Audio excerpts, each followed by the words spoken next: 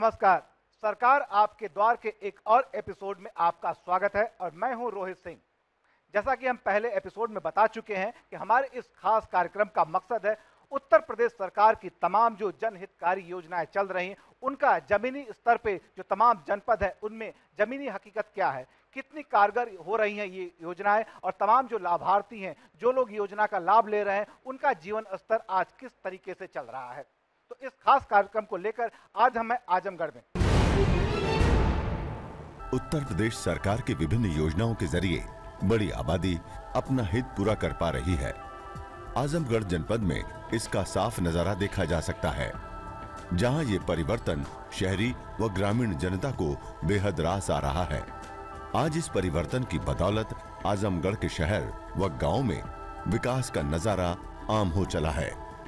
यहाँ की आम जनता के स्वास्थ्य को ध्यान में रखते हुए उत्तर प्रदेश की समाजवादी सरकार ने एक बड़ा कदम उठाया है। आजमगढ़ की जनता को सभी आधुनिक सुविधाओं से लैस राजकीय अस्पताल देकर उन्हें स्वास्थ्य के प्रति चिंता मुक्त किया है। आजमगढ़ जनपद की अधिकतर जनता खेती पर निर्भर है और उसकी मुख्य खेती गन्ना है। इसी को ध्यान में रखते हुए उत्तर प्रदेश सरकार ने जनता के लिए चीनी मिल का जीर्णोद्धार कराया जा रहा है, जिससे यहाँ के किसानों की आर्थिक स्थिति मजबूत होगी। आजमगढ़ जनपद में जेलों की सुविधाओं को बढ़ाने हेतु नया जिला कारागार का निर्माण कराया है। आइए अब आपको मिलाते हैं आजमगढ़ जनपद के अधिकारियों से, जिनके निर्देशन में तमाम जो विकास की योजनाएं हैं चल रही हैं। मंच पर बैठे हैं हमारे मध्य में यहाँ के कमिश्नर श्री आरपी गोस्वामी जी, उनके दाहिने तरफ बैठे हैं सीडीओ महेंद्र वर्मा जी, उनके बाएं तरफ हैं पुलिस अधीक्षक श्री राकेश चंद्र साहू जी। और अब आइए मंच पे जो तमाम अधिकारी बैठे हैं उनसे हम जानना चाहेंगे कि आजमगढ़ जनपद में किस तरह से विकास की योजनाएं जो हैं वो जमीनी स्तर पे चल रही है। सबसे पहले हम बात करेंगे मंडलायुक्त महोदय से और जानना चाहेंगे कि जो तमाम जो विकास की योजनाएं हैं किस तरह से जमीन पर चल रही हैं। 114 स्वीकृत कार्य हैं, जिनकी लंबाई 564 किलोमीटर है और इसके लिए कुल 527 करोड़ की धनराशि शासन ने दिया है, जिनके सापेक्ष 21 सड़कों का निर्माण कार्य पूर्ण कर लिया गया है और बाकी सड़कों पर कार्य चल रहा है। वो उम्मीद है कि शीघ्र ही उसको पूरा कर लिया जाएगा। हम इस जनपद में 10 पुलों का निर्माण कर रहे हैं, बड़े पुलों का, जिनकी कुल लागत 5,170 करोड़ 38 लाख रुपए है और ये भी सेतु जल्दी ही पूर्ण हो जाएंगे, जिनका लाभ यहाँ के लोगों को, यहाँ की जनता को मिलेगा। डॉक्टर राम मनोहर लोहिया समग्र ग्राम विकास योजना संचालित है और इस वर्ष हमने कुल 46 ग्राम चयनित किए हैं, जिनके संतृप्तिकरण की कार्रवाई कर रहे हैं। इन ग्रामों में संपर्क मार्ग के निर्माण कर रहे हैं। 12 ग्राम में पूर्व से बन चुकी थी सड़कें, शेष 34 ग्राम में बनाई जा रही हैं। 48 करोड़ रुपए की लागत से 42 किलोमीटर संपर्क मार्ग का निर्माण कराया जाना है, जो हम करा रहे हैं। विद्युतीकरण का कार्य 46 ग्रामों में हो रहा है और इसकी लागत 828 लाख रुपए है, जिसके इन लागत से कार्य कराया जा रहा है। आंतरिक गलियों में सीसी रोड बनाए जा रहे हैं, केसी ड्रेन का निर्माण कराया जा रहा है और इसमें कुल 950 लाख रुपए की लागत लगेगी। 56.2 किलोमीटर के ये सीसी रोड और केसी ड्रेन बनेंगे। पेयजल निर्माण कार्यक्रम चल रहा है 46 ग्रामों में। 5 ग्राम में पहले ही से ये कार्य पूरा हो गया है और शेष 41 ग्रामों में हम 106 लाख रुपए की लागत से 280 हैंडपम्प स्थापित कर रहे हैं, जिससे ग्रामीण क्षेत्रों में पेयजल की समस्या का निराकरण हो पाएगा। लोहिया ग्रामीण आवास योजना बड़ी महत्वपूर्ण योजना है शासन की और इसके लिए कुल 766 लोहिया आवास का निर्माण कुल 1271.75 लाख रुपए की लागत से किया जा रहा है और इसका भी लाभ जनता को शीघ्र ही मिलेगा, जिसके लिए जो चयनित अभ्यर्थी हैं उनको इसका लाभ मिलेगा। और हम मुख्य विकास अधिकारी महोदय से जानना चाहेंगे, क्योंकि आजमगढ़ जनपद काफी हाई प्रोफाइल जनपद है, तो ऐसी कौन सी योजना चल रही है या तमाम योजनाएं चल रही हैं जो आने वाले दिनों में यदि देखा जाए तो आजमगढ़ के विकास में मील का पत्थर साबित होगी? विगत 3 वर्षों में बहुत जबरदस्त परिवर्तन आया है। संपर्क मार्ग से प्रत्येक गांव जुड़ चुके हैं। शहर की जो गुणवत्ता है और गड्ढा मुक्त सड़कें हैं वो अत्यंत अच्छी तरीके से यहाँ की गई हैं। कई 100 करोड़ रुपए की सड़कें यहाँ पे बन चुकी हैं और निरंतर ये जारी भी हैं, जिसमें से माननीय मुख्यमंत्री जी की घोषणा का भी अंश है। विद्युत सप्लाई इधर काफ़ी अच्छी हुई है, 14 घंटे ग्रामीण और 20 घंटे शहरी क्षेत्रों में, और जहाँ पे विद्युत चोरी कम हुई है वहाँ पे सप्लाई के आवर्स और भी बढ़ाए जाने के प्रयास हो रहे हैं। तो विद्युत की जो सप्लाई है वो भी बढ़ी है, और जो खराब ट्रांसफार्मर्स जो बदलने के 72 घंटे की सीमा है उसमें भी उल्लेखनीय सुधार हुआ है। समय से ट्रांसफार्मर बदले जा रहे हैं, और पेयजल के क्षेत्र में भी ग्रामीण क्षेत्रों में अनेक परियोजनाएं, एकल परियोजना, समूह ग्राम परियोजना लगाई गई हैं, जिसमें ग्रामीण क्षेत्रों में हैंडपंप के अलावे हमें वाटर सप्लाई, शुद्ध पेयजल भी उपलब्ध हो रहा है। इसके अलावा जो सरकार की अन्य विकास योजनाएं हैं उसमें जनेश्वर मिश्र ग्राम योजना के अंतर्गत 107 ग्रामों में 24 ग्राम संतृप्त हो चुके हैं, जिसमें सीसी रोड बनाए जा रहे हैं। पारदर्शी किसान योजना के अंतर्गत किसानों के ऑनलाइन पंजीकरण और उनके खाते में सीधे पैसा सब्सिडी ट्रांसफ़र, ये काम हो रहा है। एग्रीकल्चरल मार्केटिंग हब के अंतर्गत 188 लाख रुपए खर्च करके कुल 10 मार्केटिंग हब का भी निर्माण किया गया है। कुक्कुट विकास योजना के अंतर्गत क्रियाशील इकाई प्रति माह 4,65,000 अंडों का उत्पादन कर रहे हैं। कामधेनु और मिनी कामधेनु ये सरकार की अत्यंत महत्वाकांक्षी योजना है। इसके अंतर्गत भी इसका 50% लक्ष्य पूरा कर लिया गया है और क्रमशः 917 और 453 लीटर दूध का उत्पादन प्रतिदिन हो रहा है। आइए हम बात करते हैं यहाँ के पुलिस अधीक्षक महोदय से कि विकास की गति को सही ढंग से चलता रहे, इसको बनाए रखने के लिए कानून व्यवस्था को किस तरह से वो नियंत्रित करते हैं और किस तरह से यहाँ की कानून व्यवस्था चल रही है और किस तरह से विकास में कानून व्यवस्था को चलाए रखने में पुलिसिंग सिस्टम जो है वो मदद कर रही है। यहाँ की पुलिस हमेशा तत्पर रहती है और हमारे सभी अधिकारी, चाहे वो थाना अध्यक्ष हों या मैं स्वयं कार्यालय में, ये इंश्योर करता हूँ कि हर कोई समय से बैठे और जनता की समस्याओं को सुने। जहाँ तक उनकी समस्याओं को सुन करके उनके पंजीकरण की बात है, उनकी बातों की या जो उनके साथ घटना घटित हुई उसका त्वरित पंजीकरण किया जाता है, मौके पर फोर्स जाती है, जो भी अभियुक्त हैं उनकी गिरफ्तारी की जाती है और ये सुनिश्चित किया जाता है कि आगे उस व्यक्ति को या पीड़ित को किसी तरीके की परेशानी उत्पन्न न हो, इसको इंश्योर किया जाता है। जहाँ तक शांति व्यवस्था की बात है, शांति व्यवस्था स्थापित करने के लिए केवल पुलिस ही आवश्यक नहीं है, बल्कि पुलिस के साथ साथ जनता का सहयोग भी आवश्यक है। इसके लिए हम प्रयास करते हैं, मीटिंग करते हैं और इस बात की कोशिश करते हैं कि जनता और पुलिस में जो दूरियां हैं उनमें सामंजस्य हो और एक दूसरे का सहयोग स्थापित करें। निश्चित रूप से हम वर्दी पहने हुए यदि पुलिस हैं तो आप सादे में भी पुलिस हैं। क्यों? क्योंकि आपको भी उतना ही संवैधानिक अधिकार और दायित्व दिया गया है जितना कि हमें संविधान द्वारा अधिकार और दायित्व दिया गया है। इसलिए मेरा नागरिकों से और संभ्रांत नागरिकों से खास तौर से ये अपील है, ये कहना है कि वो पुलिस का सहयोग करें और असामाजिक तत्वों का विरोध करते हुए अपने आप को भी कहीं भी किसी भी तरीके से कमज़ोर न समझ करके सशक्त समाज के रूप में अपने आप को लाएं और जो भी इस तरीके के अपराधी हैं, असामाजिक तत्व हैं, उनके खिलाफ खड़े हों और पुलिस को सहयोग करें। हम लेते हैं एक छोटा सा ब्रेक। छोटे से ब्रेक के बाद जब हम वापस लौटेंगे तो तमाम जो विकास की योजनाएं चल रही हैं उनसे संबंधित जो अधिकारी हैं उनसे हम बात कर रहे हैं कि कौन सी योजना वो चला रहे हैं और उसका सीधा लाभ जनता को किस प्रकार मिल रहा है। तो कहीं जाइएगा मत, क्योंकि पूरी सरकार है आपके द्वार।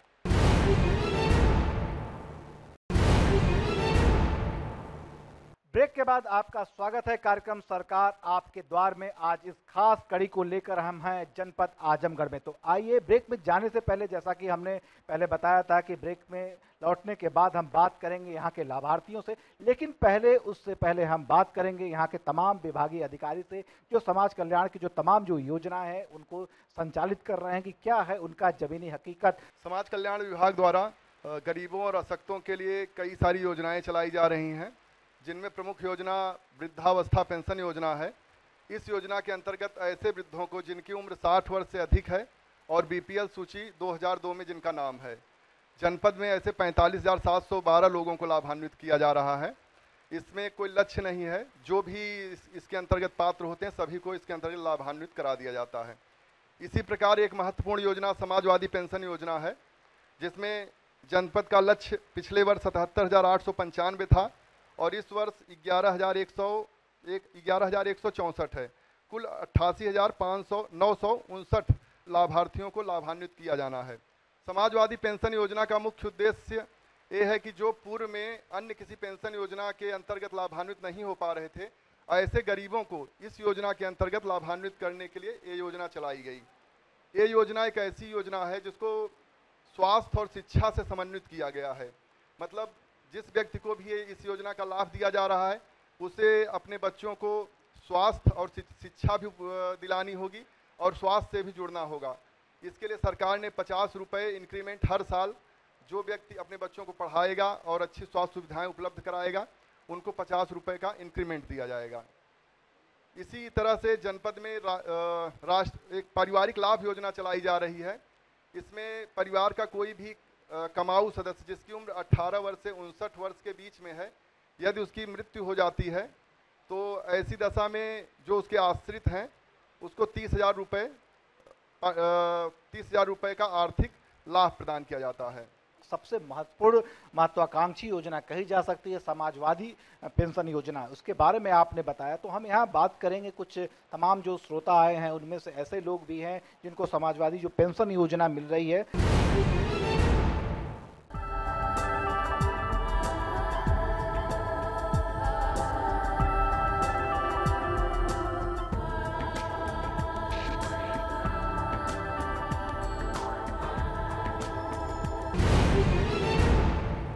पहले बहुत परेशानी थी, लेकिन जब से वृद्धा पेंशन मिलने लगल तब से मने कारोबार ठीक चला था हमार।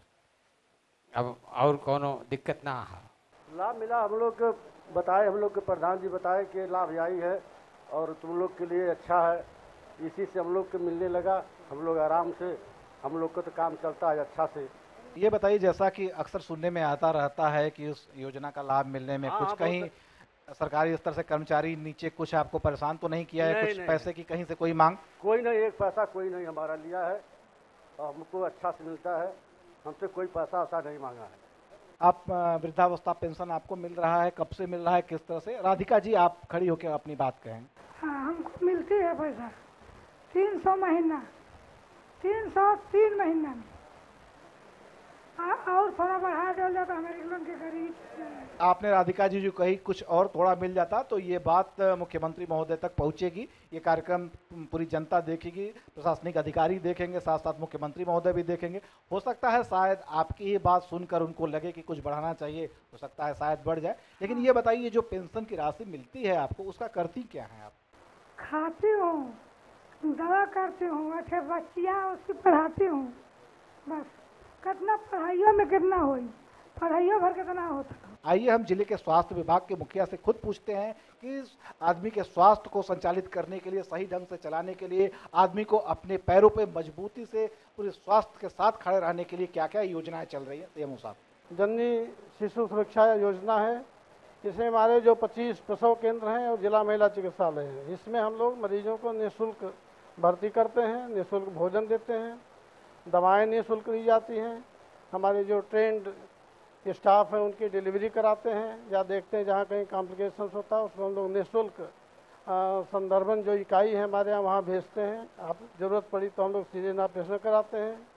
जाँचों चाहे अल्ट्रासाउंड जो ब्लड टेस्ट हो जो है सब निःशुल्क कराई जाती है और उनको हम लोग उसकी देखभाल उसके बाद भी करते रहते हैं।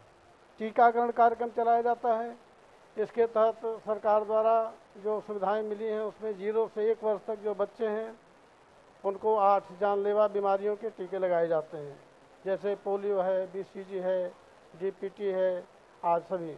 इसके अलावा 1 से 2 साल के जो बच्चे हैं उनके लिए बूस्टर डोज और दूसरी जो और 2 वैक्सीन जैसे JE है, खसरा है, इसके दूसरे डोज लगाए जाते हैं।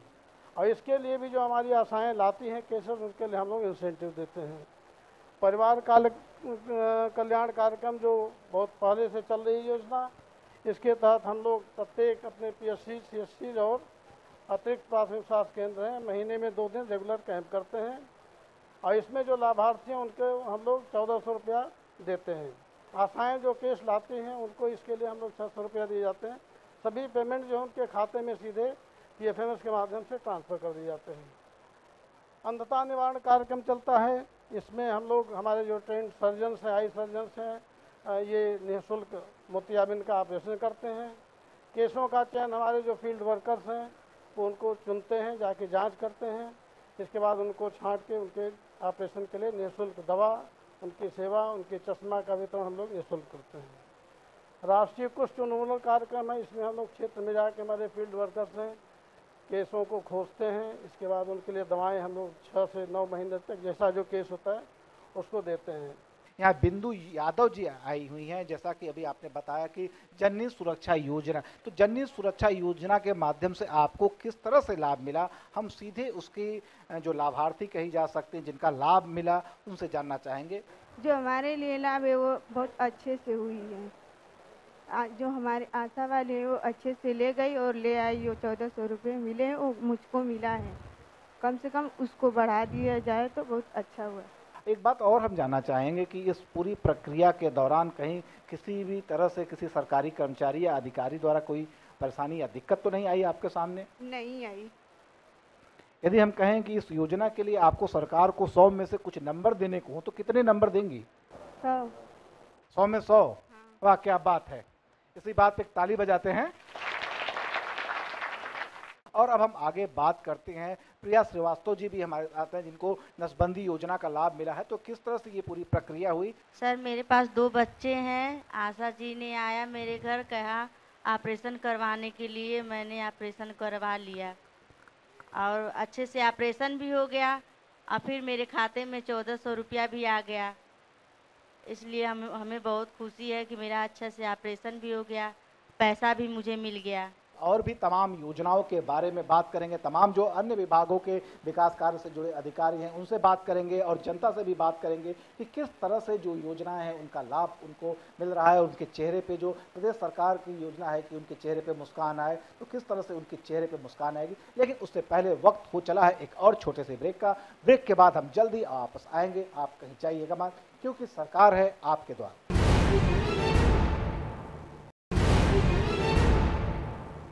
ब्रेक के बाद आपका एक बार फिर से स्वागत है। आप देख रहे हैं कार्यक्रम सरकार आपके द्वार। जैसा कि ब्रेक पे जाने से पहले हमने बताया था कि अभी कुछ और विषयों पे बात करेंगे, कुछ अन्य विकास के मुद्दों पे हम बात करेंगे। तो आइए अब हम बात करते हैं सरकार की एक अन्य लोकप्रिय योजना जिसको कहा जाता है लोहिया ग्रामीण विकास योजना। तो उसके माध्यम से हम जानना चाहेंगे जो परियोजना के निदेशक हैं कि किस तरह से ये योजना चल रही है और किस तरह से इसका लाभ आम जनता को मिल रहा है। लोहिया ग्रामीण आवास योजना माननीय मुख्यमंत्री जी की एक बहुत ही महत्वपूर्ण और सर्वाधिक लोकप्रिय योजना है।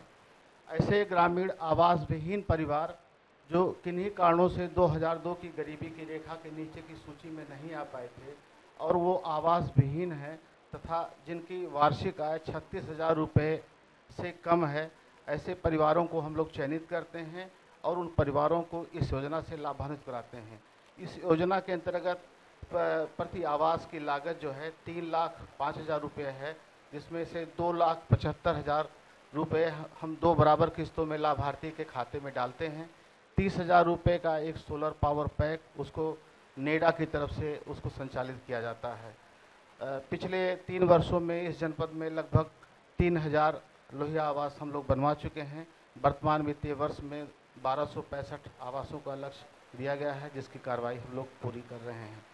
पहले यह योजना केवल डॉक्टर राम मनोहर लोहिया समग्र ग्राम विकास योजना के अंतर्गत चयनित गाँव में भी संचालित होती थी। माननीय मुख्यमंत्री द्वारा यह घोषणा की गई है और आदेश भी दिया गया है कि इस योजना का लाभ इस वित्तीय वर्ष से अन्य ग्रामों में भी कराया जाए। आपने जो दावे किए हैं उस दावे का जो जमीनी हकीकत है वो क्या है, हम बात करते हैं। सुदामी यादव जी आई हुई हैं जो कार्यक्रम में बताना चाहती हैं कि किस तरह से उनको इस योजना का लाभ मिला। हमको मिला पहले बार 1,22,000, उसका हम 4 कमरा बनवाया। फिर बाद में मिला 1,22,000, उतना में हम बनाया। फिर दोबारा मिला लैट्रिन बनाने के 12,000। हमको सरकार इतना दिया। तो आपको सरकार ने दिया, आवास बन गया कि नहीं? नहीं बन गया। क्या कहना चाहेंगी इस योजना के बारे में? अच्छा कहेंगे। ये बताओ तुम्हारे घर में पंखा, बत्ती और ये सोलर पैन लगा कि नहीं लगा? अभी नहीं लगा। क्यों? उसका जो अलग से पैसा 30,000 रुपया मिलने वाला था वो नहीं मिला क्या? अभी नहीं मिला। जो पैसा मिला हमारे खाता में गया, हम निकाला और उसका करके सब अपना बनाया। लेकिन एक प्रश्न आपने खड़ा किया है कि अभी जो उसमें सोलर पैनल वगैरह लगने वाला था वो अभी तक नहीं लग पाया है। तो हम एक बार फिर से परियोजना निदेशक महोदय के पास आएंगे और जानना चाहेंगे कि अभी क्यों योजना जो है पूरी नहीं हो पाई है। 2014-15 में अभी नेडा के द्वारा किसी भी मतलब उसमें लाभार्थियों के आवास पे सोलर लाइट स्थापित नहीं किया गया है।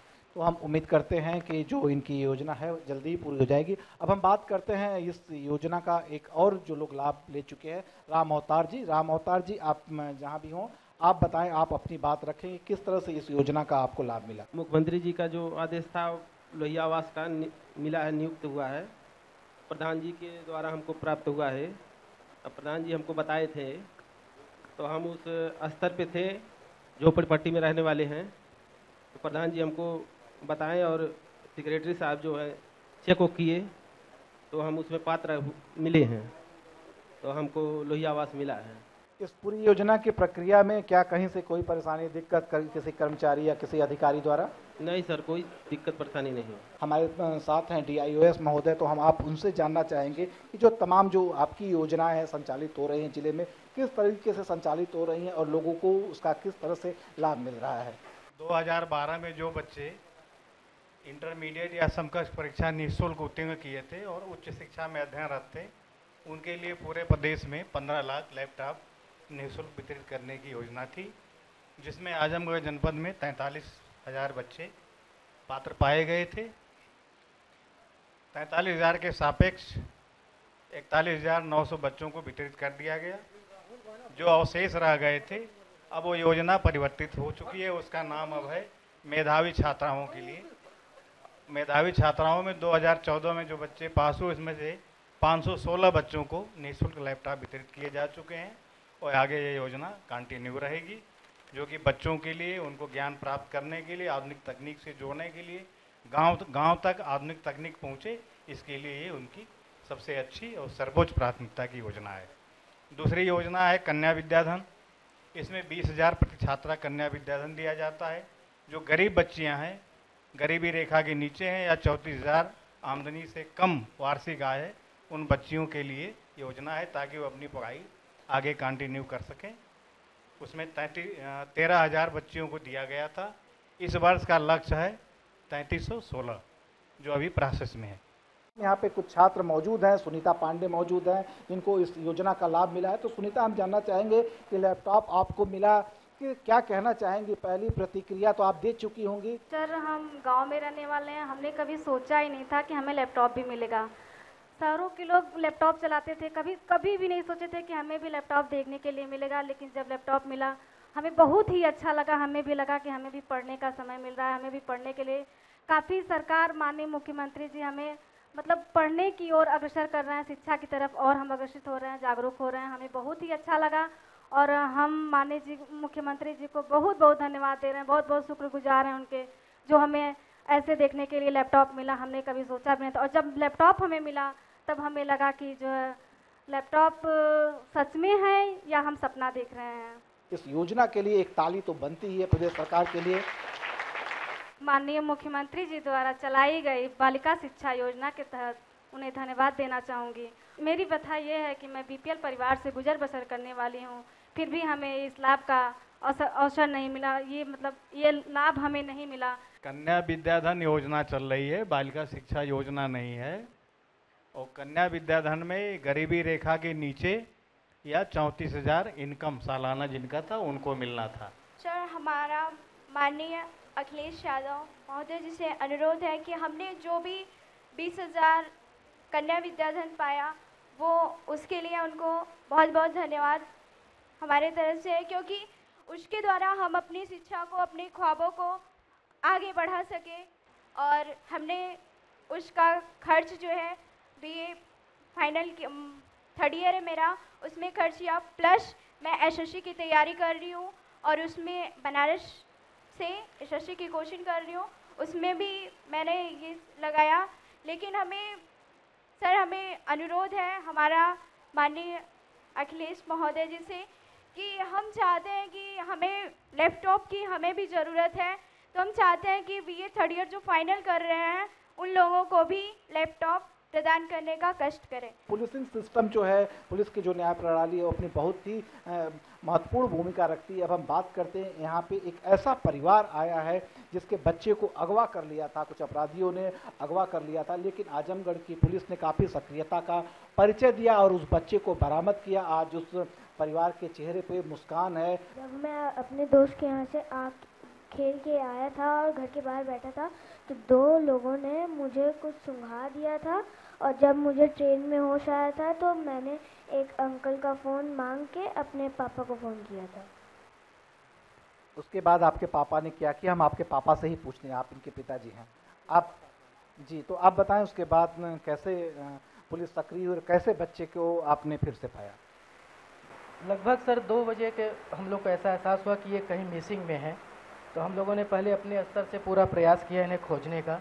जब कहीं नहीं हुआ तो फिर हम लोगों ने तकरीबन 5 बजे हम लोगों ने पुलिस में इन्फॉर्म किया। ट्रेन वगैरह भी हम लोगों ने चेक किया अपने प्रयास से, लेकिन कहीं पता नहीं चला। फिर उसके बाद हमने पुलिस में जब इसकी रिपोर्ट की, तुरंत सक्रिय इत्तेफाक से करीब मैं समझता हूँ ये 7 बजे करीब इन्होंने कहीं किसी से इन्होंने फ़ोन लिया और फ़ोन पे कॉल आया। कॉल आने के बाद तुरंत सक्रिय हुआ मामला, फ़ोन भी सर्विलांस में लगा कि ये लोकेशन जो ट्रेन बता रहे हैं सही है कि नहीं है। वो ओके होने के बाद प्रशासन ने बहुत मदद की। ये रोंगटा परिवार का मामला है। ये लड़का गायब हुआ था, उसकी सूचना इनके रिश्तेदारों ने मुझे भी टेलीफोन पर दी थी और उस समय हमने तुरंत डीआईजी साहब को बताया और उन्होंने सर्विलेंस में लगाया। साथ ही साथ ये मालूम जब पड़ा कि ये लड़का ट्रेन में ट्रेवल कर रहा है तो जीआरपी वालों को सक्रिय किया उन्होंने और ये अयोध्या फैज़ाबाद में ये लड़का बरामद हो गया। मैं समझता हूँ अपहरण के किसी मामले में जितनी त्वरित कार्रवाई इसमें हुई उससे जल्दी और कोई कार्रवाई हो नहीं सकती थी। बहुत तत्परता के साथ पुलिस ने बरामद किया इसको। और अब वक्त हो चला है एक और छोटे से ब्रेक का, तो ब्रेक के बाद हम जल्द वापस लौटेंगे, आप कहीं जाइएगा मत।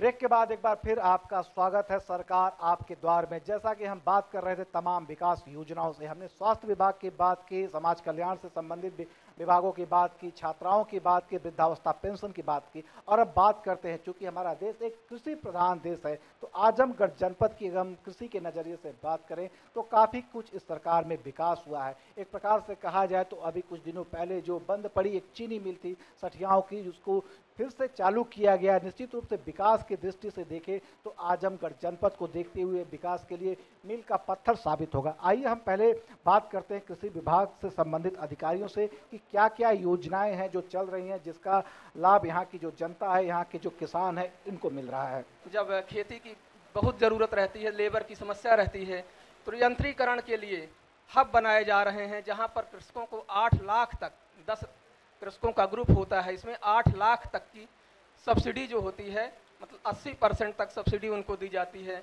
जहां इससे कृषकों को रोजगार मिलता है, वहीं पर सस्ते यंत्रीकरण के द्वारा कृषकों को अपने एक निश्चित समय में कृषि कार्य को अपने संपन्न कराने में सहायता मिलती है।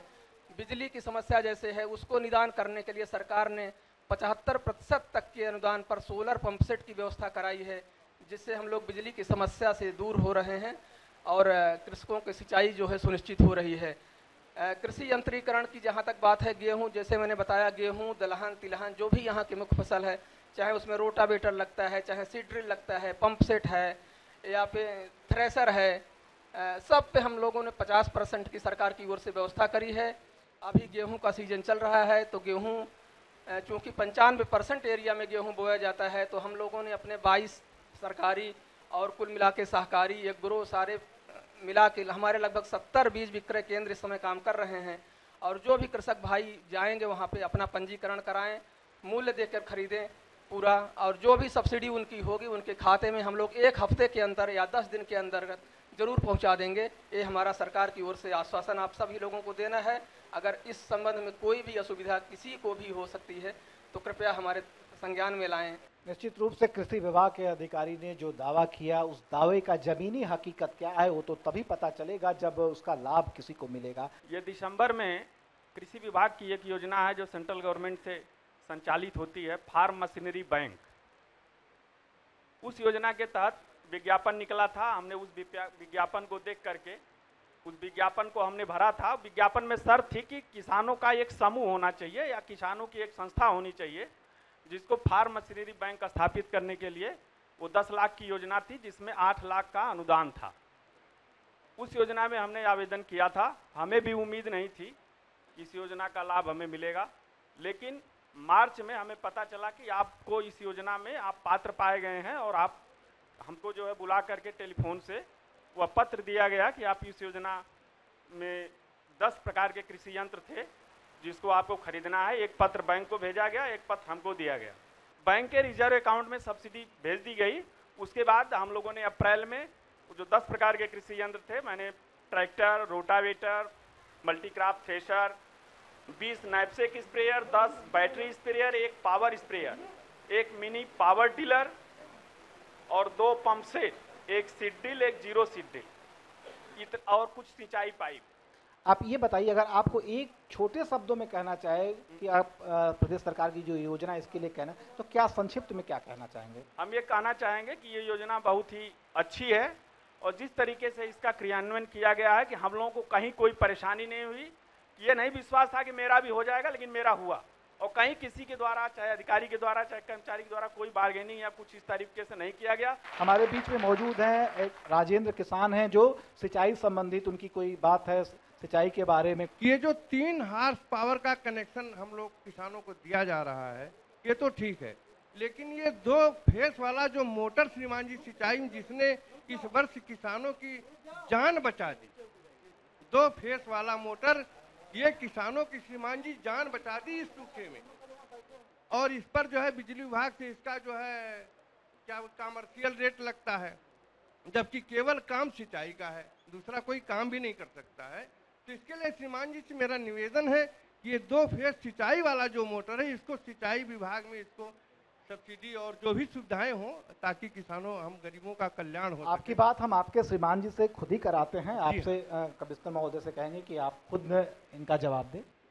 इनकी बात मुझे वाजिब लग रही है और मैं विद्युत विभाग से बात करके इसका प्रस्ताव शासन को भेजूंगा।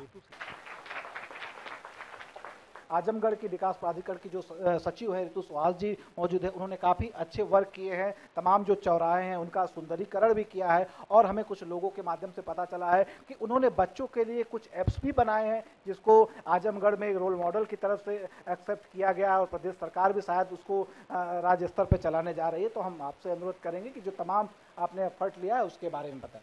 शहर के हमारे यहाँ 13 चौराहे सौंदर्यकरण के लिए टेकअप किए और इसमें डीएम साहब और कमिश्नर साहब ने बहुत एफर्ट लगा के हम लोगों ने लगभग 7 करोड़ 41 लाख रुपया लगा के 13 चौराहों का सौंदर्यकरण किया, जिसके लिए मैं गारंटी देती हूँ कि आजमगढ़ अमेरिका की लुक देता है। जैसे आप बवाली मोड़ और इनको शाम को आएँ तो लोग खड़े होकर के फ़ोटो खिंचाते हैं, इतना सुंदर हो गए हैं और आगे चौराहे भी बन रहे हैं।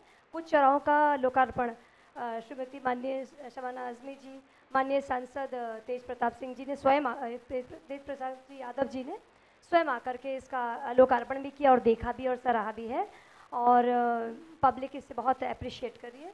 इसके अलावा जो दूसरा बिंदु है जो आप मोबाइल ऐप्स बता रहे हैं वो आजमगढ़ में हम लोगों ने डेवलप किया।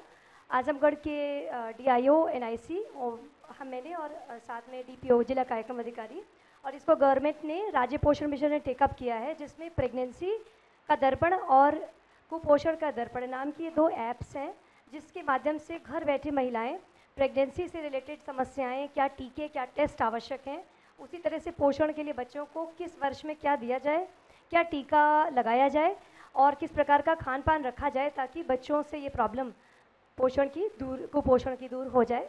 और ये ऐप्स फ्री, बिल्कुल फ्री हैं। आजमगढ़ का जो बंद चीनी मिल था उसको फिर से चालू किया गया है, उसके बारे में यदि हम बात न करें, उससे जुड़े किसानों से यदि हम बात न करें तो काफ़ी कुछ कमी रह जाएगी। 11 महीने का हमारा कार्यकाल है कि 11 महीने में हमें ये परियोजना पूरी करनी है, जिसके प्रथम चरण में हम 3500 TCD की चीनी मिल और 15 मेगावाट का कोजन का काम कर रहे हैं।